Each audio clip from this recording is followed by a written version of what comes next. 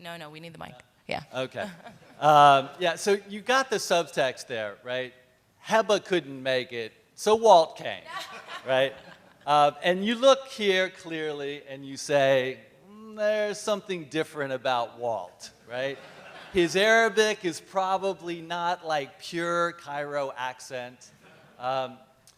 So I'm really honored to be here and humbled indeed, right? Because there's two groups of folks who humble me. One, entrepreneurs, right? Anyone who is an entrepreneur has an immense amount of respect from me because it is an extraordinary task that they're undertaking, right? So I would like to start by asking every one of the entrepreneurs in this room to please stand up. Please. I know some of you are back there. Don't be modest. Yes, there we go. Okay. All right. Stay standing, please. Please stay standing. Now, I would like everyone else in this room to please rise. And this is what we're talking about.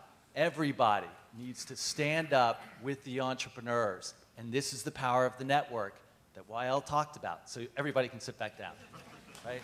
And literally, that's what we're looking to do. So my introduction to Egypt, the very first time I went to Egypt was January 25th, 2011. And I was in Zamalek Island, and I was watching CNN coverage of Cairo. And I was talking to my wife, and I said, honey, I'm seeing the same thing on CNN as I'm seeing out the window. This is really interesting. Have you ever heard of a place called Tahrir Square? And she said, no. And I said, you might want to flip on the news. So that was my introduction to Egypt. I've been back probably 20 times in the last 3 years. And I'm going to talk, it is a little bit of a 30,000-foot view, all right? But if I have one message, it is, please rise. And I'm using, it's a play on words, obviously, but that's what I'm talking about. Don't wait. Don't wait for the perfect time. Bring the power of the network to bear now. So, Mona, could you do the slides for me? Because I can't talk with both my hands occupied, which is why I didn't even want to have this thing. I must have like Italian blood in me. So you look at Egypt and entrepreneurship and you go, oh, no way, it's horrible. Look at all these terrible obstacles to entrepreneurship.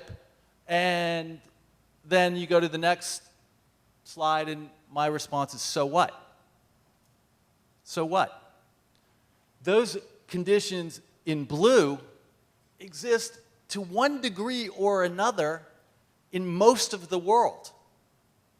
And I recall relatively recently where a major country was talking about and actually came close to defaulting on its debt.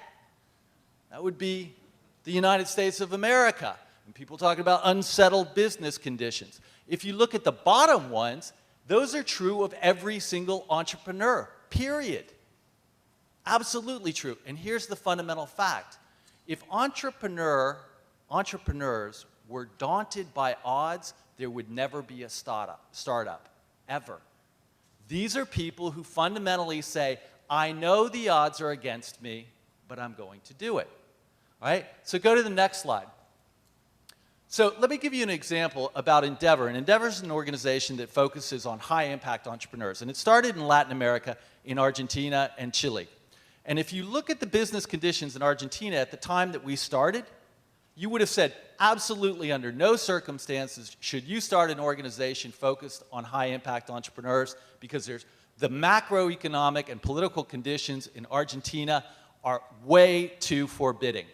Hyperinflation, we had terrible business environment, rampant corruption, cultural obstacles. Nobody thought of entrepreneurs as worthwhile endeavor. Everybody wanted to work for the government, they wanted to become a professional, or they wanted to work for their family.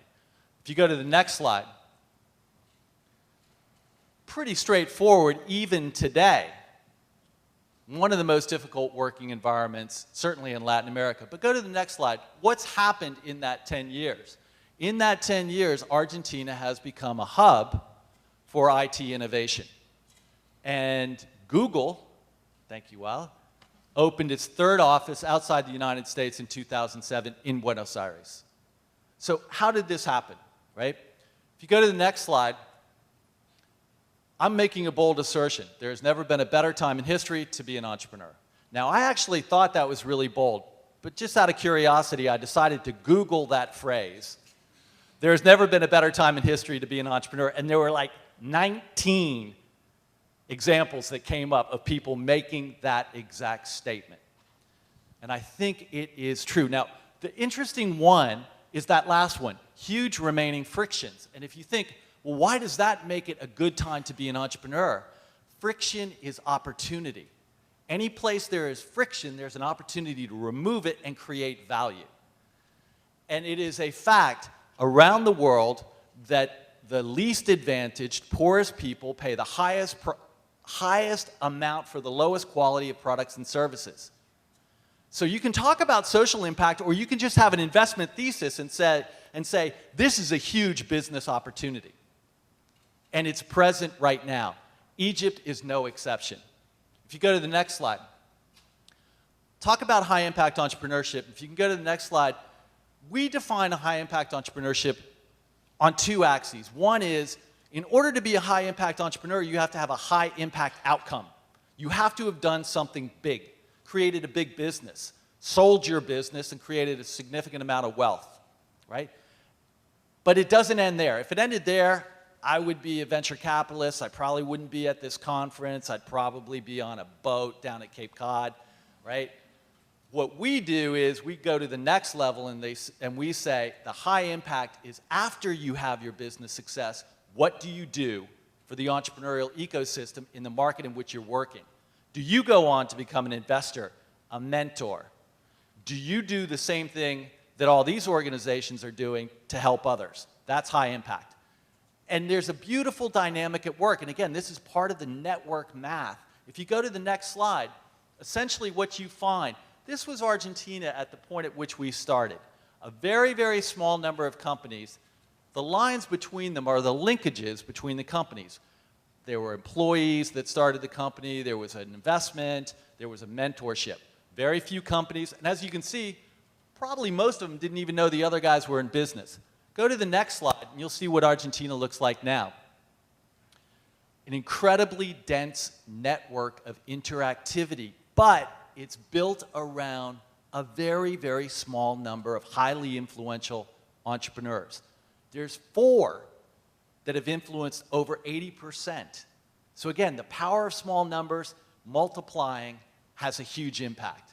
That's the dynamic that we're seeking to create.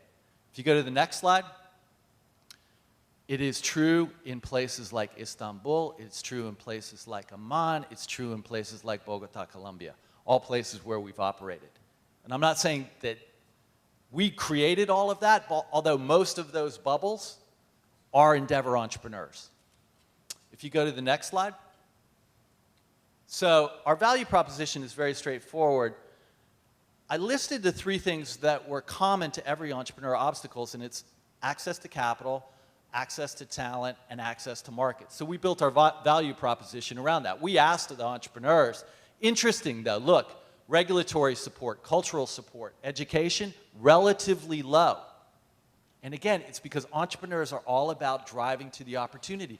They don't sit back and say, gosh, things are unsettled in Egypt, therefore I'm not going to start my business. All right? Go to the next slide, and essentially what we did was we built our programs around those 3 things. How do they get access to capital? How do they get access to talent? And how do they think about growth in their markets in a disciplined but agile way? So if you go to the last slide, and we did not coordinate notes in advance, but we asked all of our entrepreneurs, and we did a word cloud, and we said, what is the single most important thing to you that Endeavor has provided? And network. So that's what came up. So we should be thinking here about networks of networks, and I'll leave you where I started. Please rise.